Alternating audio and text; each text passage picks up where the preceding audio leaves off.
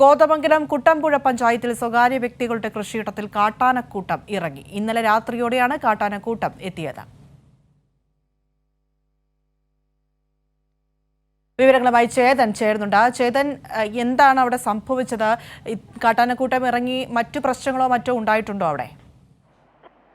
പ്രിയ, കോതമംഗലം കുട്ടമ്പുഴ പഞ്ചായത്തിലെ ഉരുളൻ തന്നി ഒന്നാം പാറയിൽ ആണ് ഈ സ്വകാര്യ വ്യക്തികളുടെ കൃഷിയിടത്തിലേക്ക് കാട്ടാനക്കൂട്ടം ഇന്നലെ രാത്രി എത്തിയത്. ഏറെ നേരം കാട്ടാനക്കൂട്ടം ഇവിടെ തമ്പടിച്ചിരുന്നു. സ്ഥലത്ത് പരിഭ്രാന്തി സൃഷ്ടിക്കുകയുണ്ടായിരുന്നു.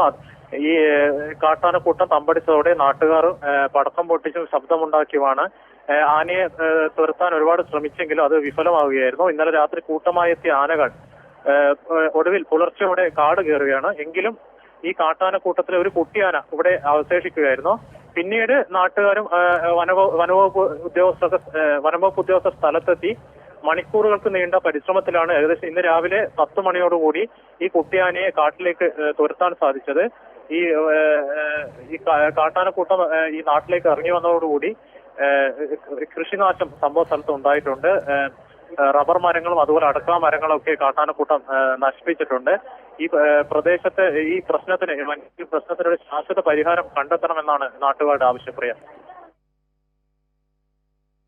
ശരി, കോതമംഗലം കുട്ടമ്പുഴ പഞ്ചായത്തിൽ സ്വകാര്യ വ്യക്തികളുടെ കൃഷിയിടത്തിൽ കാട്ടാനക്കൂട്ടം ഇറങ്ങി. ഇന്നലെ രാത്രിയോടെയാണ് കാട്ടാനക്കൂട്ടം എത്തിയത്. അതിന്റെ വിശദാംശങ്ങളാണ് ചേതൻ നൽകിയത്.